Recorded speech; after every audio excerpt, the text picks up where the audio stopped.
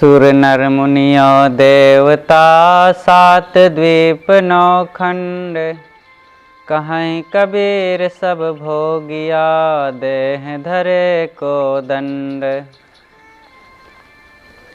सद्गुरु कहते हैं कि सुर नर मुनि और देवता सात द्वीप नौ खंड। सुर नर मुनि और देवता तथा नौ खंडों से युक्त सप्तद्वीपवती पृथ्वी पर रहने वाले समस्त देहधारी अपने अपने कर्मों के फल अवश्य भोगते हैं। कोई भी हो इस संसार में, इस पृथ्वी पर या पृथ्वी के अलावा भी कहीं कोई लोक हो और वहाँ प्राणी रहते हों, और वे कितना भी दिव्य और पहुँचे हुए लोग हों, साहब कहते हैं कि वे चाहे देवता हों, चाहे मनुष्य हो, चाहे मननशील मुनिजन हो, कोई भी हों, साहब कहते हैं कि समस्त पृथ्वी पर रहने वाले उन देहधारियों को अपने कर्मों को फल भोगना ही पड़ता है। सुर नर मुनि और देवता सात द्वीप नौ खंड, कहें कबीर सब भोगिया देह धरे को दंड। जिसने भी देह को धारण किया, देह पाया, उसको देह मिलने का दुख तो आना ही है। देह मिलने का दुख क्या होता है? अब देह ना होती तो फिर तमाम ये समस्याएं ना होती, लेकिन देह का दुख कितना सामने आया। सद्गुरु कहते हैं कि अगर देह न होती तो ये सारी पीड़ाएं, ये मिलना बिछुड़ना, हानि लाभ, सुख दुख, ठंडी गर्मी, ये देह होने से ही ये सारी समस्याएं हैं। और देह न होती तो कोई समस्या नहीं। इसलिए साहब कहते हैं कि ये सातों खंडों में चाहे जो हों, देवता मुनि मननशील ऋषि, कोई दुखों से बच नहीं सकता। सुर नर मुनि और देवता सात द्वीप नौ खंड, कहीं कबीर सब भोगिया देह धरे को दंड। जब लग दिल पर दिल नहीं, तब लग सब सुख नाही। चारु युगन पुकारिया सो संशय दिल माही। जब लग दिल पर दिल नहीं, दिल पर दिल होना जरूरी है। मतलब ये दिल का बाहर ना होना, बल्कि दिल पर ही होना, अपने आप में, अपने बस में होना।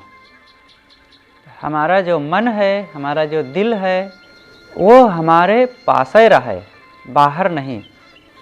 तो सद्गुरु कहते हैं कि जब तक हम अपने आप में नहीं रहेंगे, अपनी स्वस्थता नहीं कायम किए रहेंगे, तब तक हम केवल भटकते रहेंगे और तब तक पूर्ण सुख और आनंद की प्राप्ति नहीं हो सकती। जब लग दिल पर दिल नहीं, तब लग सब सुख ना आए। जब तक मन अपने बस में नहीं होता, तब तक शांति सुख नहीं मिलती।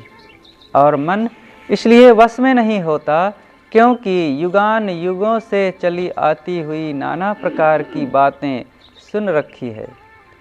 उनके संशय मन में बने हुए हैं। नाना प्रकार की बातों का संदेह उनके मन में बना रहता है।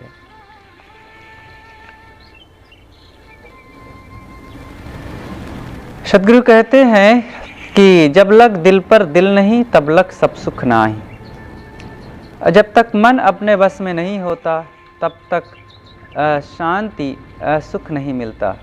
और मन इसलिए बस में नहीं होता क्योंकि युगान युगों से चली आती हुई जो नाना प्रकार की बातें हैं, पुरा काल से, अनादिकाल से, जन्मों जन्मों से कहें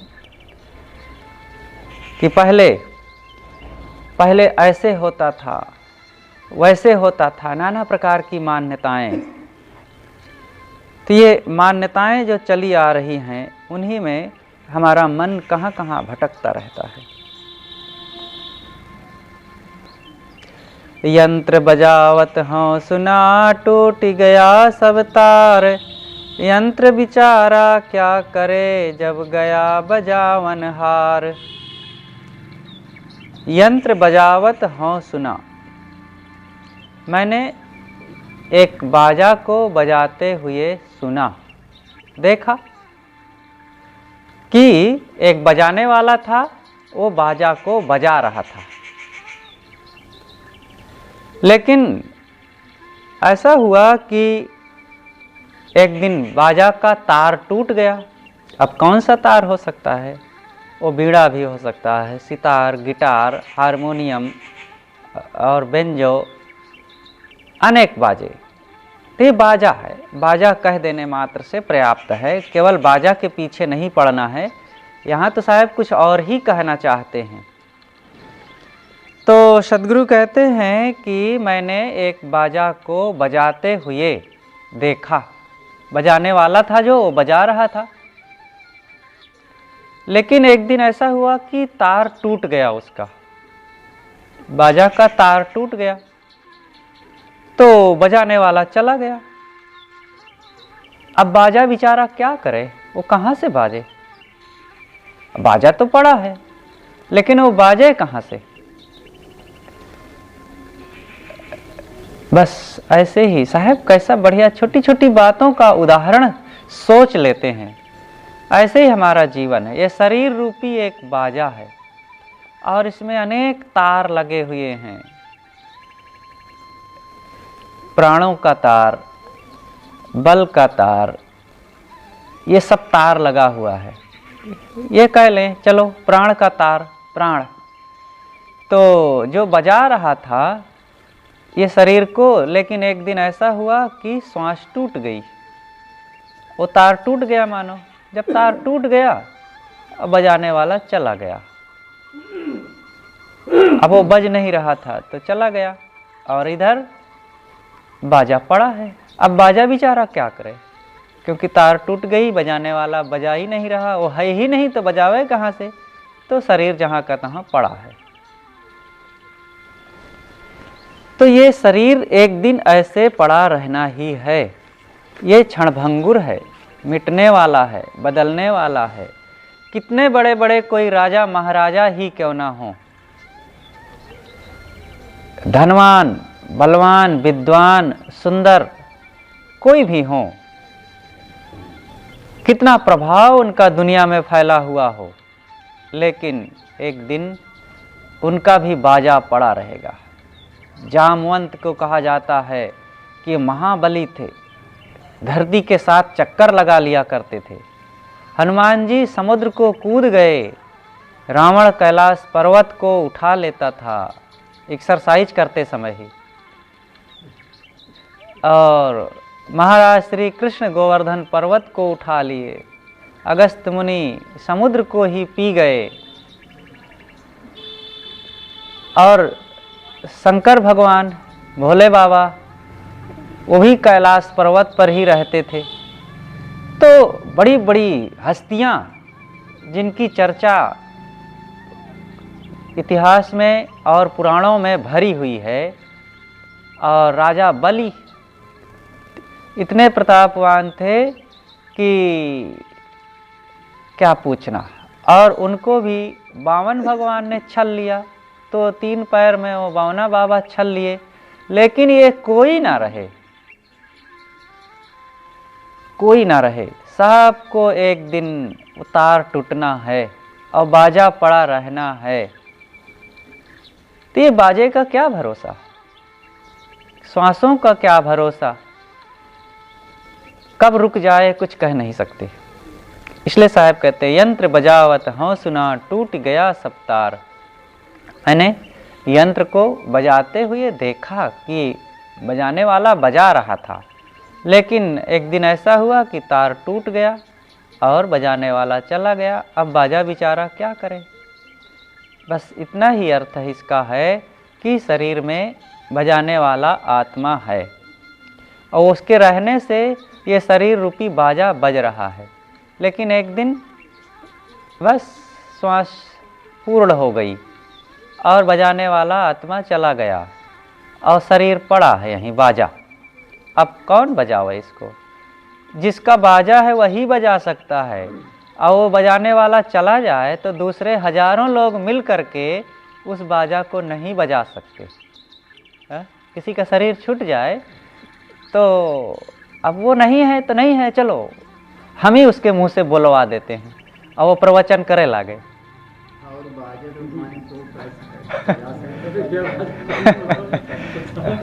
दूसरे कोई बाजा हो तो जिसका हो वो छोड़ के चला जाए तो दूसरा कोई बजा सकता है। तबला बजा सकता है, जिसका है वो ना बजाए, दूसरा कोई बजा दे। हारमोनियम को दूसरा कोई बजा दे। लेकिन साहेब जिस बाजे को कहते हैं केवल एक ही उसका ड्राइवर होता है, एक ही वादक होता है। जिसकी गाड़ी है वही जब तक चलाना हो चलावे, और जिस दिन गया तो गाड़ी को ले जाओ के कबाड़ में डाल दो। कोई दूसरा उसको चला नहीं सकता। अद्भुत गाड़ी है। जो तू चाहे मुझको छाड़ सकल की आस, मुझे ही ऐसा होए रहो सब सुख तेरे पास। सदगुरु कबीर एक महान वैराग्यवान स्वरूपलीन साधक हैं, वे संत हैं।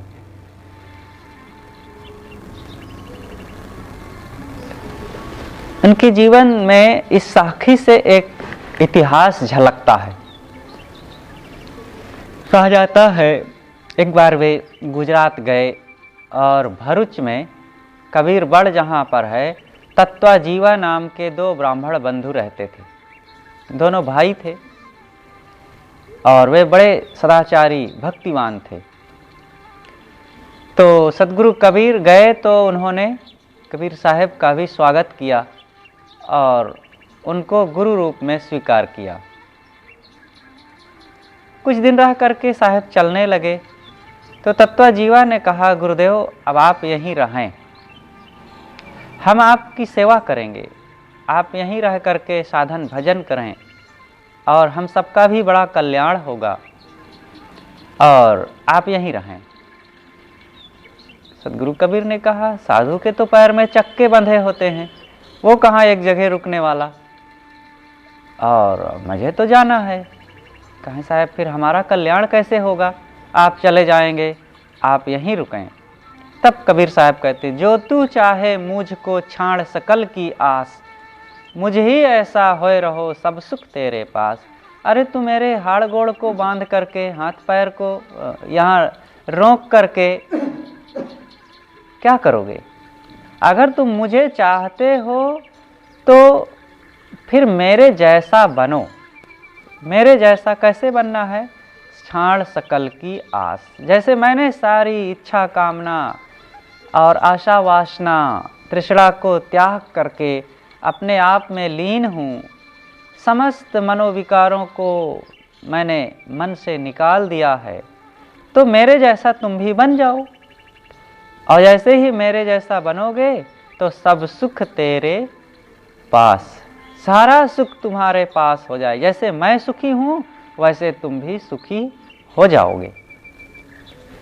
तो जो तू चाहे मुझको छाड़ सकल की आस, मुझ ही ऐसा होए रहो सब सुख तेरे पास। इसी पर साहब ने वो साखी भी कहा कि जो गुरु बसे बनारसी शिष्य समुंदर तीर, बिसराए बिसरे नहीं जो गुण होए शरीर। गुरु अगर बनारस में है और शिष्य समुद्र के किनारे, ये साहब के जीवन से घटित घटना लगती है। कबीर साहब बनारस में रहते थे, वहाँ उनकी कुटिया थी और वहीं उनकी जन्मस्थली, कर्मस्थली, तपस्थली, साधना स्थली सब कुछ है। लेकिन वे जीवन भर भ्रमण करते रहे, समय समय से काशी में रह भी लेते थे। हाँ, लेकिन हेड ऑफिस तो था ही काशी। तो साहब काशी में है और उनका शिष्य वो गुजरात में समुद्र के किनारे नर्मदा नदी के तट पर, वहाँ से समुद्र भी पास में है, 200 किलोमीटर, ज़्यादा से ज़्यादा 200 भी नहीं होगा, 100 किलोमीटर की दूरी पर समुद्र है वहाँ से। तो जो तू चाहे, जो गुरु बसे बनारसी शिष्य समुंदर तीर। अगर गुरु बनारस में रहता है और शिष्य समुद्र के किनारे, तो भी दोनों एक साथ हैं मानो। कैसे? बिसराए बिसरे नहीं जो गुण होए शरीर। अगर गुण उनके शरीर में है तो गुरु का गुण शिष्य के जीवन में होना चाहिए। अगर उनके विचार, उनका बोध, उनका उपदेश उनके जीवन में लागू हो रहा है, वे हृदय से स्वीकार करके वैसे रहनी बना रहे हैं, तो फिर मानो गुरु पास में है। साधु भया तो क्या भया, बोले नाही विचार। हतै पराई आत्मा, जीभ बांधी तलवार। साधुओं के लिए साहब फटकारते हैं। साधु हो गए हो और बोलने की अकल नहीं है, थोड़ा भी विचार नहीं है। क्या हुआ तुम्हारे साधु बन जाने से? और साधु काहे के हो? अब बोल विचार करके वाणी भी नहीं बोल पाते हो। और ये तो तुम वैसे ही हो जैसे कोई जीभ में तलवार बांध करके और दूसरे की हत्या करता फिरे। लोग तो तलवार हाथ में लेकर के चलते हैं और मारते हैं, लेकिन तुम तो साधु होकर के एक तरफ साधु और दूसरी तरफ जीभ में तलवार, कटु वचन, व्यंग्यवाणी और अश्लील, भद्दे, क्रोधपूर्ण दूसरों को बोल करके जो दुख देते हो, ये तो जीभ में तलवार बांध करके तुम चल रहे हो और उस तलवार से सबकी हत्या करते फिरते हो। इसलिए साधुओं को सावधान होना चाहिए। वाणी में सदैव प्रेम और मिठास हो। हमारी जुबान से कभी भी कटु वाणी ना निकले, क्रोधपूर्ण वाणी ना निकले, अभद्र वचन ना निकले, और विनम्रता, सरलता, प्रेम ऐसी वाणी हो कि मानो हमारे शब्दों से फूल झड़ रहे हों, दूसरों को अच्छा लगे। प्रेम से, आदरपूर्वक, सम्मानपूर्वक, ज्ञान के वचन और सरल होकर, विनम्र होकर के बोलें। यही तो समझदारी है, यही तो बुद्धिमानी है, यही तो साधुत्व का फल है। तो साहब कहते हैं, साधु भया तो क्या भया, बोले नहीं विचार। साधु हो गया तो कौन बड़ा तीर मार लिए तुम, बड़ा काम कर लिए, अगर तुम विचार कर बोलते नहीं हो तो। जैसे एक उज्जड व्यक्ति बोलता है, वैसे ही तुम फक फक बोल देते हो, कुछ भी बोल देते हो। ये तो वैसे है, दूसरों की हत्या करते फिरते हो, जीभ में तलवार बांध लिए हो, और दूसरों आदमी की गले को तलवार से काट देना उतना बुरा नहीं है जितना कि जीभ से कटु वचन बोल करके उसकी मन की हत्या कर दिया जाता है। तलवार से काटे, एक बार में वो मर गया, काम खत्म। लेकिन तुमने तो किसी को कटु कह दिया, किसी को नीच कह दिया, किसी को पतित कह दिया, और कह दिया कि तुम जन्मजात नीच हो, तुम्हारा कल्याण नहीं हो सकता है। अरे तुमको तो भगवान ने ही नीच बनाया है, और तुम पढ़ नहीं सकते हो, तुम साधना नहीं कर सकते हो, तुम्हारा उद्धार नहीं हो सकता है। ऐसे हीन वचन किसी के लिए कह दिए तो ये बहुत बड़ी हत्या हो गई। और समाज में हजारों वर्षों से आज ये खूब किया गया, धार्मिकों ने, अगुआ लोगों ने, और यहाँ तक कि साधु सन्यासी बाबा लोगों ने भी कहा है। एक तरफ वेदों की दुहाई दी जाती है कि वेद सर्वश्रेष्ठ हैं, वेद हमारे पूर्वजों की देन है, वेदों पर हमारा ही अधिकार है, और दूसरी तरफ ये कहा जाता है कि दूसरे लोग जिसे नीच कहते हैं और जिसे छोटी जाति का कहते हैं, वो वेद नहीं पढ़ सकते। किंतु वेदों को ही जब देखा जाता है, स्त्रियां वेद नहीं पढ़ सकती, यहाँ तक कहा गया। अब तो खुलेआम सब पढ़ें, लेकिन हजारों वर्षों तक ये परंपरा को इतना ठोस मान करके समाज में लागू किया गया था कि शूद्र वेद नहीं पढ़ सकता और स्त्री वेद नहीं पढ़ सकती।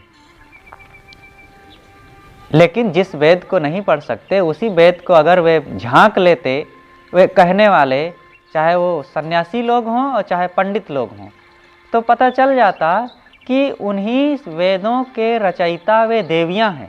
गार्गी, घोषा, अपाला और अनेक प्रकार की देवियां हैं, वो वेदों की ऋचाओं को बनाई हैं।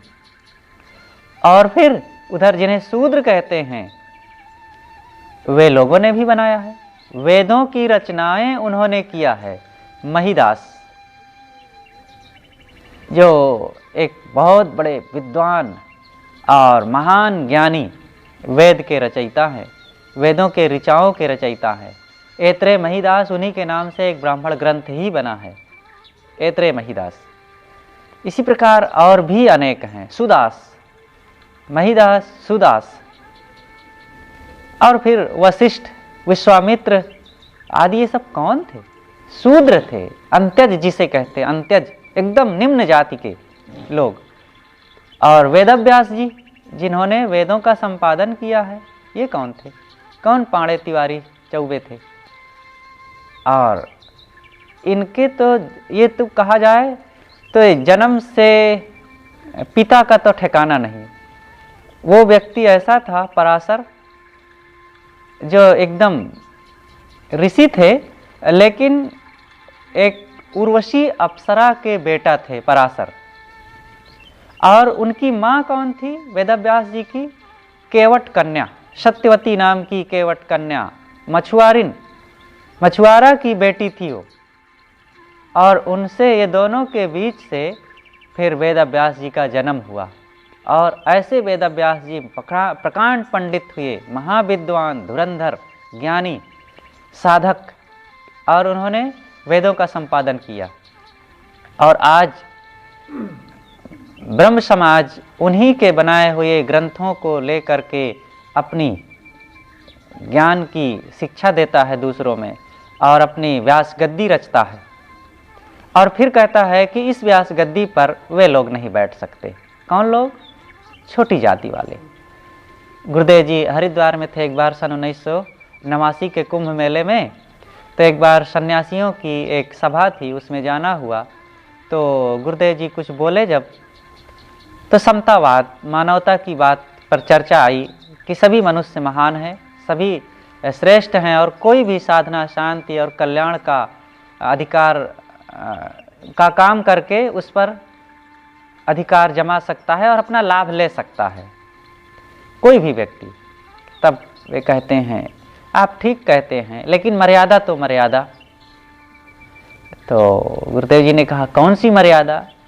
तो बस इधर उधर बात बहकाते रहे, मर्यादा तो मर्यादा। तो गुरुदेव जी ने कहा, यही तो मर्यादा कि जब उस समय गए तो सब लोगों को एक एक छोटी छोटी आसनी दे दिए और अपना व्यास गद्दी में बैठे रहे। तो आसनी जहाँ बैठे थे व्यास गद्दी पर, गुरुदेव जी ने कहा, यह व्यास गद्दी ना? तो कहें हाँ व्यास गद्दी। तो कहा, इस पर छोटी जाति वाले नीच व्यक्ति यहाँ नहीं बैठ सकता, ये व्यास गद्दी है, इस पर केवल ब्राह्मण ही बैठ सकता है। तो गुरुदेव जी ने कहा, अगर वेदव्यास जी आ जाएं तो वो भी बेचारे शर्मा गए और सब लोग हंस दिए, क्योंकि वेदव्यास जी जो थे सब जानते थे। अब वेदव्यास के नाम से ही वो व्यास गद्दी बनी हुई है, और उस गद्दी पर वेदव्यास जी ही ना बैठ सकें, इसलिए कोई मर्यादा नहीं। ज्ञान की केवल मर्यादा है, आचरण की मर्यादा है, और साधना, संयम, त्याग की मर्यादा है, कर्म की मर्यादा है। जिसके जीवन में वैसा कर्म है, पवित्रता है, ज्ञान है, बोध है, रहनी है और स्वरूप स्थिति है, वो सर्वश्रेष्ठ है, वो सारी मर्यादाओं से ऊपर है। और जिसके जीवन में वो विचार, कर्म, स्वभाव, आचरण, पवित्रता नहीं है, उसकी कोई मर्यादा नहीं। भले कोई अपने शरीर बल, बुद्धि बल और धन बल, शासन बल के प्रभाव से कुछ करता रहे, लेकिन वास्तविकता यह है कि ये कर्मों का रहस्य और मन की स्थितियाँ, ये धन बल, जन बल और विद्या बुद्धि बल हमारे लिए नहीं बदल पाएंगी। अगर आज हमारा शरीर छूट जाए, हमारे जीवन में मलिनता है, हिंसा, हत्या और लोभ मोह के कर्म संस्कार जमे हुए हैं, तो वो बल क्या करेगा? वही जा करके नीच खानियों में भटकना पड़ेगा। और आज मन में मलिनताएं बनी रहेंगी, दोष दुर्गुण की जो मलिनता है उसी से आज भी मन जलता रहेगा। इसलिए सद्गुरु कहते हैं कि श्रेष्ठ वह है जो मेरे जैसा आचरण बना लिया, मुझ ही ऐसा होए रहो नहीं। हतय पराई आत्मा जीभ बांध तलवार। जो साधुता का जीवन नहीं जीता है, साधु बने। सच्चा साधु वह है जिसके वाणी में पवित्रता हो, जीवन में पवित्रता हो। तो साधु भया तो क्या भया, बोले ना ही विचार, हतय पराई आत्मा जीभ बांध तलवार। तो साधु का कर्तव्य है कि वो अपनी वाणी को ठीक रखे, विचार पूर्वक बोले। बोल तो अमोल है जो कोई बोले जान, हिये तराजू तौल के तब मुख बाहर आन। हंसा के घट भीतरे बसे सरोवर खोट, चले गांव जहवा नहीं तहां उठावन कोट। एक हंस था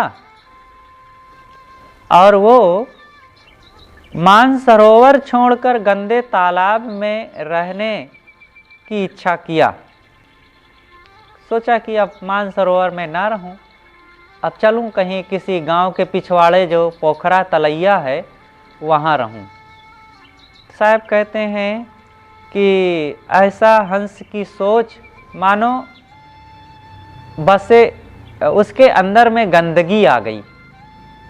अरे जो मानसरोवर का वासी हो और वो गांव के पिछवाड़े छोटी सी तलैया पोखरा में जा कर के रहे जहाँ गंदगी भरी रहती है, तो कितनी उसकी दयनीय स्थिति है।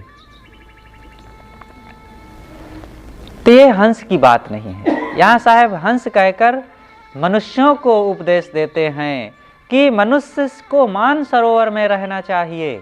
मानसरोवर मतलब ज्ञान, विवेक, विचार और सत्संग के माहौल में, जहाँ पर सदाचार, सद्बुद्धि और शांति की स्वच्छता, स्वच्छ झील वहाँ है। और वहाँ उस मानसरोवर में रहे, निरंतर आनंद का जीवन जिए, सुखी रहे, सुखी भव। स्वामी शंकराचार्य कहते हैं कि अय वत्स, अय बेटे, वो शिष्य को वत्स कहते हैं। शिष्य पुत्र की तरह होता ही है, तो कहते हैं सुखी भव, सुखी हो जाओ। अष्टावक्र गीता में भी यही बात आती है और सदगुरु कबीर ने भी यही बात कहा, तय सुत मान हमारी सेवा, तो कह राज देव हो देवा। तो हंस को चाहिए कि वो ज्ञान के सरोवर में रहे, जो सुंदर स्वच्छ झील ऊंची जगह पर है, वहाँ कोई प्रदूषण नहीं है। लेकिन उसके मन में खोट बस गया, बसे सरोवर खोट। तो खोट हो गई उसके मन में, दोष आ गया। तो अब वो क्या करने लगा, वो स्वच्छ सुसंग और सद्गुण और सदाचार की झील में ना रह करके अब वो मलिनता की झील में रहने लगा, जहाँ पर मलिनता, हिंसा, हत्या, दोष, दुराचार, दुर्गुण और छल कपट की जिंदगी जहाँ पर जिया जाता है। अब बस ऐसे लोगों के बीच जा कर के बैठने उठने लगा। तो ये तो वैसे हुआ, चले गांव जहवा नहीं तहां उठावन कोट। जहां झोपड़ी नहीं बनाई जा सकती है, वहीं पर लोग किला बनाने के लिए सोच रहे हैं। झोपड़ी कहाँ नहीं बनाई जा सकती? जहां शून्य में झोपड़ी भी नहीं बनाई जा सकती। आकाश में, अधर में, ऊपर कोई झोपड़ी बनावे तो रुकेगी। और वहाँ ये लोग किला बनाने के लिए चल पड़े। चले गांव जहवा नहीं तहां उठावन कोट, जहाँ पर कुछ भी नहीं टिक सकता। गांव जहवा नहीं, गांव माने घर, आधार, तो जहाँ भर ये कुछ नहीं हो सकता, वहाँ लोग विशाल किला बनाने के लिए चल पड़े। तो जरूरत है कि जहाँ पर शांति सुख का लेस मात्र नहीं है, वहाँ केवल दुख की ही जगहें हैं। क्या है, आग से कभी शीतलता की आशा किया जा सकता है? और तो क्या कभी दुष्कर्मों से, दोष और दुर्गुणों से कभी कोई शांति पा सकता है? नहीं पा सकता है। लेकिन वही काम कर रहे हैं लोग। शांति सब चाहते हैं, हम सुखी होना चाहते हैं। हाय हम तो बहुत दुखी हैं। जो कोई मिलता है वही कहता है हमारे जैसा कोई दुखी नहीं साहब, बहुत दुख है, हम सुखी होना चाहते हैं और जिस प्रकार से भी सुखी हो सकें कुछ उपाय बताइए। लेकिन जीवन में काम क्या करते हैं? वही दोष दुर्गुण, वही हिंसा हत्या, वही छल कपट, वही मन की मलिनता। तो साहब कहते हैं बसे सरोवर खोट, तुम खोटे गंदे सरोवर में रह करके वहाँ पवित्रता और सुगंधि की आशा क्यों कर रहे हो? ईमानदार हम नहीं हैं। बहुत बेईमानी आज हो रही है। बेईमानी का मतलब यही कि चाहते कुछ हैं और करते कुछ हैं। और केवल ये सामान्य लोगों की बात नहीं, हम सब की यही दशा है। जो साधु सन्यासी हैं वे भी यही कर रहे हैं। शांति चाहते हैं, सुखी बने, मुक्ति मिले, मोक्ष मिले, लेकिन लोभ है मन में। जमीन का, पद का, प्रतिष्ठा का, गुरुआई का, चेलों का मोह है। इसी प्रकार मन में मलिनता भरे हुए हैं। ईर्षा द्वेष है, आपस में ईर्षा द्वेष कर रहे हैं। आसक्ति है, क्रोध है, तब कहाँ से सुख होगा? इसलिए इस खोटे सरोवर का निवास छोड़ करके मान सरोवर में चलें। सतगुरु कबीर कहते हैं मान सरोवर तट के वासी, राम चरण चितयंत उदासी। मान सरोवर के वासी बने हम, और वहाँ पर जो रहता है तो उसका क्या काम है? वो राम के चरणों में अपने मन को रखता है। राम चरण चित्त, वो अपने चित्त को राम के चरण में, राम के चरण मतलब गुरु के चरणों में, गुरु के प्रति भक्ति भाव। और फिर राम का मतलब आत्मा राम, आत्मा राम में निष्ठावान होता है, उसी के अनुराग में रात दिन तल्लीन रहता है। और दूसरी बात, चित्त अंत उदासी, उसका चित्त अंततः संसार से उदास रहता है। तो दो बातें, एक तरफ वो बोधवान होता है, स्वरूप का बोध उसे होता है, और संसार से वैराग्य होता है। मधुर बचन है औषधि, कटुक बचन है तीर, श्रवण द्वार होए संचरे, साले सकल शरीर। सदगुरु कहते हैं कि मधुर वचन है औषधि। मधुर माने मधुर माने मीठा होता है। मीठा कहते ना, भोजन बड़ा मधुर है, मीठा है, और जो अच्छा लगे, प्रियकर। मधुर शब्द का अर्थ ही होता है मिठास। एकदम बहुत तेज मीठा भी नहीं।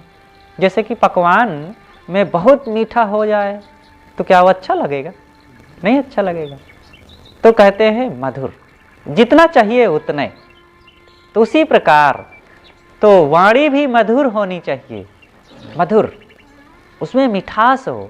अब मिठास के नाम पर लल्लो चप्पो नहीं करना है किसी को, और लेकिन वाणी में मिठास हो, प्रेम भरा हुआ हो, अगले का हित समाया हुआ हो, तो वही वाणी मधुर है। तो साहब कहते हैं कि ऐसी वाणी औषधि का काम करती है। औषधि किसे कहते हैं? हाँ, औषधि, कहीं चोट लगी है, घाव हो गया है, तो उसको लगा देने से दर्द में राहत मिलती है। तो इसी प्रकार जिसके मन में पीड़ा हो, दुख हो, अशांति हो, उद्वेग, चंचलता हो, भय, चिंता से वो पीड़ित हो, किसी भी ढंग से मानसिक व्यथा से वो उत्तप्त हो, तो साहब कहते हैं कि अगर तुम्हारे पास बोलने की कला है, मधुर वाणी, हितैषी वाणी, कल्याणकारी, वचन, तो अगर तुम उन वचनों का प्रयोग उसके सामने करोगे तो समझ लो कि उसको औषधि मिल गई। जैसे रोगी को वैद्य मिल जाए तो वह रोग को तुरंत खत्म कर देता है, अथवा उस रोग से मिलने वाली पीड़ा को खत्म कर देता है, और फिर वह वैद्य उस रोगी के लिए भगवान स्वरूप हो गया। वो कहता है, अरे भाई आप डॉक्टर क्या, हमारे लिए भगवान आ गए, हमारी पीड़ा को मिटा दिए। इसी प्रकार जिसको बोलने की कला है तो वो एक दुखी व्यक्ति के लिए भगवान स्वरूप है। ऐसी वाणी बोला कि उसका दुख मिट गया। इसलिए साहब कहते हैं, मधुर वचन है औषधि और कटुक वचन है तीर। कड़वा वचन तीर की भांति है। तीर किसी को चुभता है तो फिर प्राण ले लेता है, घाव कर दिया और अंदर तक जा करके भयंकर पीड़ा, और फिर वो सालता है, अत्यंत पीड़ा। ऐसे ये तीर तो घाव किया और निकाल दिया गया और फिर कुछ दिनों में घाव ठीक हो जाता है, लेकिन जो कड़वे वचन की पीड़ा है वो तो वर्षों वर्षों नहीं मिटती और फिर उसका घाव भी नहीं ठीक होता। वो कहानी याद करें कि एक शेर था, जो कई बार सुनाया हूँ, कि एक शेर जंगल में था, तो उसी जंगल में एक लकड़हारा जा कर के लकड़ियाँ काटता था। एक दिन की बाद वो शेर मिल गया, तो शेर उसी की तरफ आ रहा था। लकड़हारे ने सोचा कि अब तो मैं इससे बच नहीं पाऊंगा, भागूंगा तो शेर के जैसा मैं कैसे भाग सकता हूँ, तो अब भागना उचित नहीं, साहस से काम लेना है। तो वो देखता रहा, शेर धीरे से उसी की तरफ आ रहा था। उसने देखा कि शेर लंगड़ा रहा है, तो वो समझ गया कि इसके पैर में कुछ लगा हुआ है। शेर आकर सामने बैठ गया और फिर ये उसके पैरों को देखा तो बड़ा सा कांटा चुभा था। तो शेर भले बलवान हो, जंगल का राजा है, लेकिन कांटा निकालने की अकल उसके पास नहीं है। तो इसने उसके कांटे को पकड़ करके निकाल दिया, और निकाला तो खून निकलाया, पट्टी बांध दिया अपने कपड़े फाड़ कर, और फिर उसका दर्द ठीक हो गया। शेर चला गया। अब शेर के मन में इसके लिए प्रेम जग गया और मित्रता हो गई। वो लकड़ी काटने आता, शेर भी इधर से मिलता, खूब दोनों से प्रेम हो गया। शेर ने खूब सोना चांदी धन भी दिया। अब वो बहुत लोगों को मार करके उनके गहने आभूषण रख रखा था, दिया। तो इस प्रकार प्रेम हो जाने से अब वो शेर लकड़हारे के साथ रोज आता। एक दिन की उसके गांव की तरफ भी शेर चल पड़ा, तो गांव के लोग भागे, अरे शेर आया, शेर आया रे। तो लकड़हारा कहता है गांव वालों से, अरे अरे डरो मत, ये शेर क्या है, शेर नहीं है तो पूरा गधा है, गधा, और ये डरो मत इससे। तो ऐसे वचन सुनकर शेर को बहुत दुख हुआ। बताइए, मुझे ये गधा कह रहा है, मैं तो इसका एहसान मान करके इसके साथ कोई दुर्व्यवहार नहीं कर रहा हूँ, इसको चोट नहीं पहुँचा रहा हूँ, तो मेरी इस सज्जनता पर ये व्यंग कस रहा है, उल्टे वचन मेरे लिए कटु प्रहार कर रहा है। तो बहुत दुख हुआ उसे, लौट आया। दूसरे दिन जब मिला लकड़हारा, तो शेर ने कहा कि तुम अपनी कुल्हाड़ी से मेरे पर वार करो। तो नहीं कर रहा था, कहा वार करो, नहीं तो फिर मैं वार करूँगा। तो फिर किया लकड़हारा, मारा तो उसके पीठ में घाव हो गया, बड़ा सा घाव, और शेर चला गया। 1 महीना बीता और शेर फिर मिला और कहा कि देखो जो तुमने कुल्हाड़ी मारा था, घाव है कि नहीं? कहा नहीं, ठीक हो गया है। कहा है तुमने कुल्हाड़ी मारा और आज वो 1 महीने में इतना बड़ा घाव ठीक हो गया, लेकिन तुमने जो जुबान की कुल्हाड़ी मारी थी मेरे दिल में, वो घाव आज भी ज्यों का त्यों है। इसलिए आज के बाद किसी को कटु वचनों का प्रहार मत करना, और हमारी तुम्हारी मित्रता आज के बाद यहीं से समाप्त। अब तुम जाओ, पुनः मिलना तो सावधान रहना। तो हमें इससे यही सीखना चाहिए कि कहीं भी कटु वचन ना बोलें, व्यंग वचन, ईर्षा द्वेष के, छल कपट के वचन ना बोलें। कितना भी कोई निकट का हो, भाई बंधु हों और हमारे पड़ोसी हों, रिश्ते नाते हों, अगर हम किसी को हीन वचन बोलते हैं, व्यंग्यात्मक वचन बोलते हैं, अपमान के वचन बोलते हैं, किसी को समय की मार लगी है, पड़ी हुई है, वो बेचारा अपने कर्मों के कारण किसी ढंग से दुख में है और उसको हम ऐसे वचन बोल दें, तुम्हें अपने कर्मों का फल मिल रहा है ना। अब पता चला, इतना भी कह देना कितना बड़ा उसके लिए तलवार मारने की तरह है। इसलिए कभी भी कटु वचन ना बोलो। अरे कौन जानता है समय का फेरा कब हमारे तरफ आ जाए। आज हमारे लिए ठीक है, शरीर ठीक है, धन ठीक है, परिवार ठीक है, कोई ठिकाना है। ये शरीर तो माटी का बुलबुला है, कब फक से फूट जाए, कब हम स्वस्थ जवान होकर लकवाग्रस्त हो जाएं, रोगी हो जाएं, एक्सीडेंट हो जाए। और ये धन, हाथ की मैल जिसे कहते हैं, कब कहाँ नष्ट हो जाए। और परिवार का क्या भरोसा। जिन बच्चों से बड़ा आशा भरोसा है वही एक दिन लात मार के निकाल देते हैं घर से।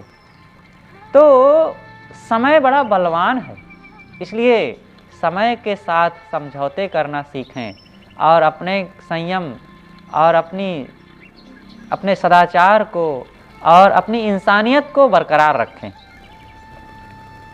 श्रवण द्वार है संचरे सालय सकल शरीर। ये कटुवाणी श्रवण द्वार कौन सा है? कान, सुनने की जगह, जहाँ से सुना जाता है वही है कान। तो ये कान के द्वारा कटु वचन रूपी जहर जो है वो कान के द्वारा अंदर प्रवेश करके लोगों के प्राण हर लेता है और पूरे शरीर को पीड़ा पहुंचाता है। तो इसलिए भाई मीठे वचन बोलें तो वो औषधि कान के द्वारा जाएगी और पूरे शरीर को राहत पहुंचाएगी, पूरा मन प्रफुल्लित हो जाएगा। ढाढ़स देखो मर जीव को, धाय जुरी पैठी पताल, जीव अटक माने नहीं, ले गही निकरा लाल। मर्जिया का धैर्य तो देखो। मर्जिया का मतलब जो कठिन काम करे और मर मर करके जिए जैसा काम करे उसे गोताखोर कहते हैं। मर्जिया का अर्थ है गोताखोर, जो समुद्र में गोता लगाते हैं, मोती निकाल लाते हैं और भी कई चीज़ें जाते हैं। अरे कई गोतेखोर जो होते हैं सिस्टम से काम करते हैं तो दिन भर 2 दिन 4 दिन के लिए डुबकी लगा के चले जाते हैं अंदर और अपने संसाधनों के साथ और मछलियाँ पकड़ लाते हैं, जानवरों को पकड़ लाते हैं और रत्नों को निकाल लाते हैं। तो ही बात साहब कहते हैं कि ढाढ़स देखो मरजीव को, धायजुरी पैठी पताल। ये मर्जिया को ढाढ़स तो, धैर्य तो देखो, ये दौड़ करके पाताल में घुस गया और अपने जीव के ऊपर आए हुए खतरे को खतरा नहीं माना, जीव अटक माने नहीं, ले गई निकरा लाल। ये लाल लेकर के निकल आया। यहाँ पर साहब हठ योगियों के लिए कहते हैं। हठ योगी लोग ये हठ योग की नेति धोती कपाली कुंजल आदि की साधना में कितना कठिन काम करते हैं। वो बैठे हैं और हम लोगों में तो कितना सरल है।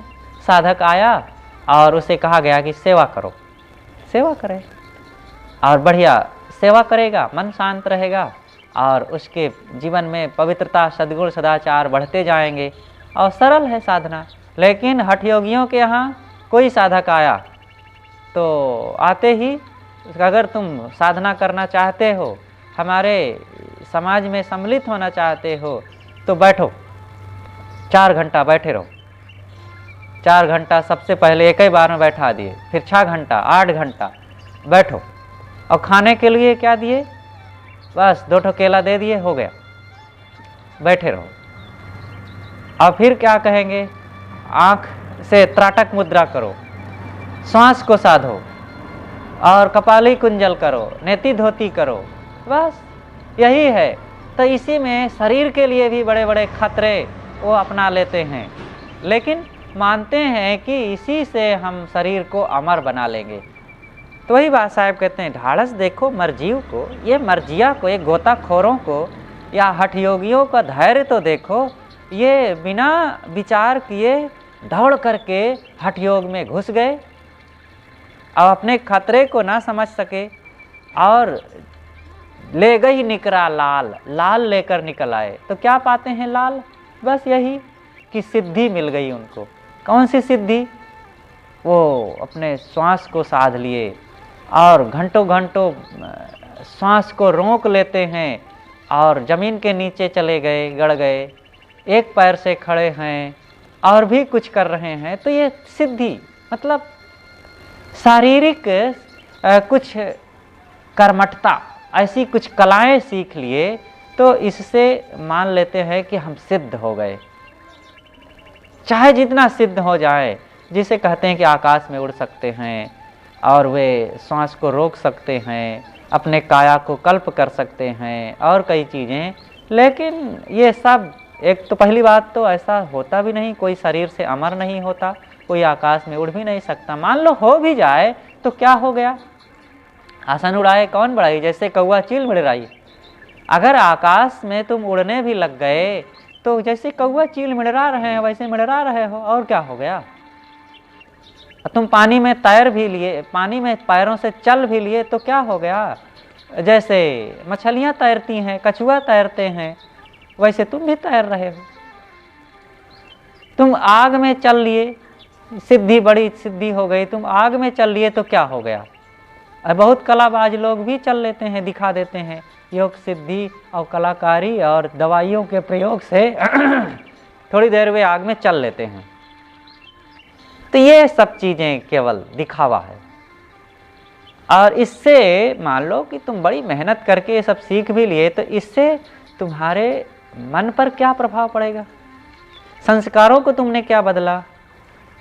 और तूने अपनी वासनाओं को तो मिटाया नहीं। काम, क्रोध, लोभ, मोह वैसे जमे हुए हैं। इच्छाएं, कामनाएं, मान सम्मान की भूख, ये काम वासना जितना व्यक्ति को जलाती है उतना ही ये सम्मान की वासना जलाती है, उतना ही पतित करती है व्यक्ति को। और जितना मोह की वासना, लोभ की वासना व्यक्ति को गिरा देती है नीचे, उतने ये पद, प्रतिष्ठा, मान, महंती ये भी व्यक्ति को गिराती है। इसलिए वासना के त्याग से व्यक्ति का कल्याण होता है। ये केवल बाह्य दिखावा से नहीं, चीज़ों से नहीं। तो मन को हम स्वश करके आत्मलीनता का काम करें। और जब तक आत्मस्वस्थता नहीं होगी, बाहर का सारी योग्यताएं, चाहे वो भौतिक धन की योग्यताएं, चाहे बाह्य कलाओं की योग्यताएं। कलाबाज देखो, ऐसे ऐसे कलाकार होते हैं जो एक से एक सर्कस दिखाने वाले और भी कलाकारियाँ दिखाने वाले अद्भुत कर डालते हैं ना। तो अगर हम भी यही कला में पड़े हैं, हाथ पैर को मोड़ लेना, दिखा देना, चल लेना, दौड़ लेना, आकाश में लटक जाना और कूद पड़ना, यही सब कलाकारी अगर हमारी है तो कौन सी विशेषता हो गई? कबीर साहब के सीरियल में वो दिखाया गया है ना, जब छोटे बच्चे हैं योगियों के पास गए, नहीं पहले वो कलाकारों के यहाँ, नटों के यहाँ गए, तो वो ढम ढम ढम ढम बजा रहे हैं, बांस में नाच रहे हैं और सिर पर लोटा ले करके, और ऐसे कई लोटे घड़े सिर पे धर लिए और चल रहे बिना पकड़े, तो बड़ी कलाकारी दिखाए। तो फिर इसके बाद योगियों के यहाँ गए तो वहाँ भी वो एक पैर से खड़े हैं, दोनों पैर को कंधे पर लाद करके एक हाथ से खड़े हैं, और फिर पानी में खड़े हैं, और फिर सिर पर गुणरी बना करके ऊपर आग जलाए हुए हैं और पंचाग्नि ताप रहे हैं। तो कहते हैं कि ये तो नटों से बढ़ करके तो कुछ ना हुआ। हमने तो अभी नटों को देखा कि वो भी यही कलाकारी दिखा रहे हैं, आप लोग भी कलाकारी दिखा रहे हैं, तो ये सब में क्या अंतर रहा? तो कहते हैं नहीं, अरे वो भोगी हैं, हम जोगी हैं। और तो क्या जोगी हो? किस कारण से जोगी हो? अगर तुमने इंद्रियों पर संयम नहीं किया और थोड़े में रीझ जाते हैं, थोड़े में खींच जाते हैं, वासनाओं को जीते नहीं, तो क्या जोगी हैं? योग है योगश्चित्त वृत्ति निरोधः, चित्त की वृत्तियों को रोकना, ये योग है। ई जग तो जहड़े गया भया योग ना भोग, तिल झारी कबीरा लिया तिलैठी झारे लोग। ये संसार के लोग तो भटक गए। जहड़े, जहड़ा जाना मतलब भटक जाना, क्योंकि इनसे ये योग करने के लिए चले, लेकिन योग का काम तो कर ना पाए, किए नहीं, छोड़ दिए पीछे में, मन इंद्रियों को संभाल ना पाए, तो क्या किए, वो भोग में पड़ गए और भोग उनको पूरा हुआ नहीं। कभी भोगों को भोग करके किसी को तृप्ति मिली है? कोई भी भोग हो, खा खा करके कभी तृप्ति मिली है क्या? अब खाने का मन नहीं हो गया, नहीं होता, और पूर्ण संतुष्ट हो गए। तंबाकू खाकर, शराब पी करके क्या ये शराबी और तंबाकू वाले तृप्त हुए कभी? अरे जितने उसको भोगो, जितने खाओ, उतने और इच्छाएं बलवान होती जाती है। काम वासना में डूब करके क्या कोई कभी तृप्त हुआ? जितने भोग को भोगो, उतने और इच्छा बलवान हो करके डबल वेग से और अगले समय में हमें परेशान करती है, खलबली उठती है। तो साहब कहते हैं ये संसार के लोग भोगों में पड़ गए, तो ये तो दोनों दिन से गए पाड़े, हलवे हुए ना माड़े। माया मिली न राम, दुविधा में दो गए, माया मिली न राम। तो सोचे कि ये राम के भजन करने से राम मिलेगा कि नहीं। अब माया तो ये सामने दिख रही है, अब माया को अगर पालेंगे तो जरूर मिल जाएगा। तो राम को तो छोड़ दिए, अब माया को पकड़ने चले, तो क्या हुआ कि माया खुद ही एक दिन लुप्त हो गई। आधी छोड़ सहिक को धावे, दुई में एको हाथ न आवे। एक कुत्ता था, तो वो रोटी लेकर के एक बच्चे से छीन करके चला, रास्ते में पानी पड़ा, तो पानी में थोड़ा सा पानी था, तो बस 4 अंगुल पानी, तो उसी में से छाया दिखी, तो पानी था काम भर का था, तो उसी में उसकी छाया दिखी, तो सोची कि ये तो आधी रोटी ये लिए है, मैं इसकी छीन लूं तो मेरे सही हो जाएगी, एक रोटी हो जाएगी। तो जैसे मुंह बहा के हौहाए के पकड़ना चाहा, तो उसकी भी रोटी गिर गई और वो पानी में खो गई। अब वो पा ही नहीं रहा। तो आधी छोड़ सही को धावे, दुई में एको हाथ न आवे। तो यही है कि तिल झारी कबीरा लिया तिलैठी झारे लोग। यहाँ जो कबीरा लोग हैं, विवेकवान लोग हैं, वे तो साधना करके, भक्ति करके, विवेक विचार पूर्वक जीवन का सार ले लिए, और अन्य लोग तो तिलैठी ही झाड़ रहे हैं। तिल और तिलैठी में क्या अंतर है, क्या फर्क है? तिल है और हाँ, बहुत बढ़िया बताए। तो लोग जो जानकार थे वो तो तिल झाड़ कर बोरा में भर के चल दिए, और जो भोले लोग थे तिलैठी झाड़ रहे हैं आ करके। अब जैसे धान की कुटाई हो रही है इस समय, तो धान कूट करके लेकर लदा कर बोरा में भर के सब चल दिए, और कुछ लोग आए तो पैरा को कूट रहे हैं, कुछ मिल जाए हमहू को। तो पैरा कूटने से क्या होगा? तो ऐसे ही साधक जो विवेकवान है, तो इस शरीर से साधना करके संयम, त्याग, निर्मोहता, अनासक्ति, निष्कामता को अपना करके स्वरूप लीन होकर कल्याण का काम करके चल दिया। लेकिन कुछ लोग तो तिलैठी झाड़ रहे हैं, मतलब शरीर को तोड़ मोड़ रहे हैं और इसी में झांक रहे हैं, त्राटक, एचरी, खेचरी, अगोचरी मुद्रा कर रहे हैं और नाना प्रकार की क्रियाएं कर रहे हैं। तो ये साहब कहते हैं तिलैठी झाड़े लोग, ऐसे लोग तिलैठी झाड़ रहे हैं। मिले का आशा की भगवान, हाँ, वही सब तिलैठी हैं। अलग से आकर के कोई हमारा कल्याण करेगा और कोई भगवान मिल जाएगा, हमें दर्शन दे देगा, अपने धाम में ले चलेगा, अब कभी न कभी तो आएगा जरूर विमान हमारे लिए, और अब वो भगवान कृपा करके छप्पर फाड़ करके दे देगा धन। तो भगवान के भरोसे बैठे हैं। वो कहानी याद करें कि एक भक्त था, वो बहुत भगवान के भजन में लीन रहता था, और सोचा कि मैं इतना भगवान का भजन करता हूँ, जरूर भगवान मुझे मेरा उद्धार करेंगे और भगवान तो आएंगे ही जरूर मेरा कल्याण करने। तो क्या हुआ कि बाढ़ आ गई। तो गांव में चारों तरफ मुनादी हो गई कि भाई 4 घंटे के अंदर बाढ़ आ जाएगी और डूब जाएगा पूरा गांव और नगर डूब जाएगा और सब लोग नगर छोड़ दो। तो सब छोड़ के अपना सामान जान बचा करके भाग गए और ये सोचा कि मैं भगवान की भक्ति किया हूँ, भगवान आएंगे मुझे बचाने। तो वो नहीं भागा और पानी धीरे से घर में आने लग गया।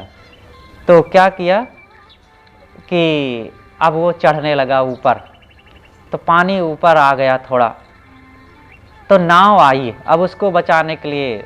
सरकार ने भेजा कि देखो पता लगाओ कोई है तो नहीं, तो निकाल लाओ। तो पता चला कि एक व्यक्ति है, तो नाव लेकर के आया। तो अब वो नाव वाले ने कहा कि चलो नहीं तो तुम डूब जाओगे, पानी अभी बहुत बढ़ रहा है। तो कहा नहीं, मैं भगवान की इतनी भक्ति किया हूँ, भगवान आएंगे मुझे बचाने, तुम जाओ और मैं नहीं चलूँगा। तो नाव वाला भी चला गया और फिर पानी और ऊपर आने लग गया। अब छत पर उसके पहुंचने लग गया पानी। तो इतने में एक हेलीकॉप्टर आया। हेलीकॉप्टर वाले ने कहा आओ ये रस्सा पकड़ लो और चढ़ाओ, नहीं तो डूब जाओगे, पानी अब छत के ऊपर हो जाएगा। तो कहता नहीं मैं नहीं आऊँगा, मुझे भगवान लेने आएंगे, मैंने इतनी भक्ति किया है, मुझे विश्वास है वो बचाएंगे मुझे। तो कहता है अरे तू आ, मैं बचाने आया हूँ तुझको और तू आ। कहा नहीं मैं नहीं आऊँगा, भगवान आएंगे मुझे बचाने। तो चला गया हेलीकॉप्टर, अब पानी बढ़ा, उसी में डूब करके मर गया। तो यमराज के यहाँ पहुँचा तो लाल लाल आँखी करके यमराज को डांटा। कहा मैंने इतना तुम्हारी भक्ति किया था और तुम्हारी सेवा किया था, तुमने मुझे बचाया नहीं। तो कहा मूर्ख, मैं ही तो बचाया था, पहले संदेशा देने के लिए आया था, मैं ही तो आया था मनुष्य का भेष बना के, मैंने ही केवट का रूप बना करके आया था तुझे बचाने के लिए नाव लेकर के, और मैंने ही हेलीकॉप्टर लेकर के तुझे बचाने के लिए आया था। तू पहचान न सका, तेरी आँख नहीं है तो फिर कैसे बचेगा तू। तब उसे लगा कि वो भगवान ही आए थे। इसी प्रकार ये साधना की बात है। यहाँ ये जो संत गुरुजन यही भगवान हैं और ये आज जो जीवन का अवसर मिला है, बढ़िया मानव तन, यही भगवान का मिलना है। ये शरीर मिला है, सोचें अब पशु पक्षी भजन कर सकते हैं क्या? तो ये आज जो इतना सुनहला अवसर यही भगवान का मिलना है। लेकिन हम सोचें कि अलग से विमान आएगा तबे फिर हम चलेंगे आराम से बैठ करके, तो फिर बैठे रहें और जीवन बर्बाद हो जाएगा, समय बीत जाएगा, कुछ काम नहीं हो पाएगा। ये मर जीवा अमृत पीवा, क्या धसी मरसी पतार, गुरु की दया साधु की संगति निकरिया यही द्वार। सदगुरु कहते हैं हे मर जीवा, हे गोताखोर, अमृत तू पी, क्या पाताल में धंस करके घुस करके अपना समय बर्बाद कर रहा है। मतलब साधक के लिए साहब कहते हैं हे साधक, तू संयम साधना ज्ञान भक्ति और सेवा का काम करके, सत्संग करके, मन इंद्रियों को स्वश करके तू स्वरूप स्थिति का अमृत क्यों नहीं सेवन करता। और क्या तू पाताल में, मतलब हठ योग की साधना में और नाना प्रकार के दोष दुर्गुणों के पाताल में डूब रहा है, धंस रहा है। अगर तुझे अमृत पीना है, अपना कल्याण करना है, तो साहब कहते हैं गुरु की दया साधु की संगति निकरी आओ यही द्वार। कितना मार्मिक अमृत वचन है। गुरु की दया साधु की संगति, गुरु की कृपा से संतों की संगत करके निकल आओ यही द्वार। इसी द्वार में, ये मानव जीवन ही एक द्वार है। 4 खानियों के परकोटे में मानव जीवन ही तो एक द्वार है। यहाँ अनादिकाल से चारों खानियों के करोड़ों लाखों पशु पक्षियों की उस योनियों में घूमते हुए आज ये मानव जीवन के दरवाजे में आए हैं और यहाँ से जन्म मरण के चक्र से निकल करके मुक्त होने का यही दरवाज़ा है। तो साहब कहते हैं निकल आओ यही द्वार, इसी द्वार से निकल आओ, अपने कल्याण का काम करो। तो कैसे निकलना, वो कहानी जैसे एक अंधा था और एक नगर में रह रहा था, और वो नगर चारों तरफ से परकोटे से घेरा हुआ था। तो बहुत दिन हो गए अंधे को रहते रहते नगर में। उसने कहा कि भाई मैं नगर से बाहर जाना चाहता हूँ। तो लोगों ने कहा कि ठीक है, तो चले जाओ, दरवाज़ा मिल जाएगा बाहर। कहाँ ऐसे कैसे मिल जाएगा, मुझे तो दिखता नहीं। कहाँ ऐसा करो कि दरवाजे में हाथ लगा लो और पकड़ते चले जाओ जहाँ दरवाज़ा आएगा, दीवार में हाथ लगा लो और चलते रहो, जहाँ दरवाज़ा आएगा वहाँ से बाहर चले जाना। तो वो चल पड़ा। तो चलता रहा, शाम बीत गई लेकिन दरवाज़ा ही नहीं मिला। तो फिर लोगों से कहा कि भाई, लोगों ने कहा कि दीवार पकड़ के चलो, दरवाज़ा मिल जाएगा, लेकिन दिन भर हो गया दरवाज़ा नहीं मिल रहा। तो लोगों ने कहा कि ऐसा तो नहीं है, 1 घंटा की यात्रा कुल है, छोटा सा नगर है, और तुम 1 घंटा में दरवाज़ा पा सकते हो, और दरवाज़ा कैसे नहीं मिला? तुमने दरवाज़ा छोड़ा तो नहीं? कहें छोड़ा तो नहीं, लेकिन हाँ मुझे खुजली होती है और बीच बीच में खुजलाता हूँ और चलता भी रहता हूँ। बस यही होता था कि दीवार को पकड़ के वो चलता था और खुजली हो तो खुजलाने लगे और चलता रहे, और इतने में दरवाज़ा छूट जाता और फिर दीवार पकड़ता और फिर आ जाती दीवार। ऐसा करते करते कई चक्कर लगाया हो, लेकिन दरवाज़ा नहीं मिला, नगर से बाहर नहीं पहुंच सका। यही हम लोगों की बात है। चारों खानियों के घेरे में घूम रहे हैं। पशु बने, पक्षी बने, कीड़ा मकोड़ा बने और मनुष्य शरीर बने। मनुष्य शरीर में आए तो फिर विषयों की खुजली, मोह की खुजली, लोभ की खुजली, काम की खुजली सताने लग गई, और इतने में शरीर का दरवाज़ा छूट गया और फिर वही दीवार मिल गई 3 खानियों का, और फिर घूमते रहे, फिर आया दरवाज़ा तो फिर खुजली शुरू हो गई मोह आसक्ति के। तो ऐसे करते करते अनादि का समय बीत गया, लेकिन इन घेरे से बाहर ना निकल सके। आज मौका है, खुजली को छोड़ें और निकरी आओ यही द्वार। कैसे? गुरु की दया साध की संगति, निकरी आओ यही द्वार। बस साहिब नन है गुरु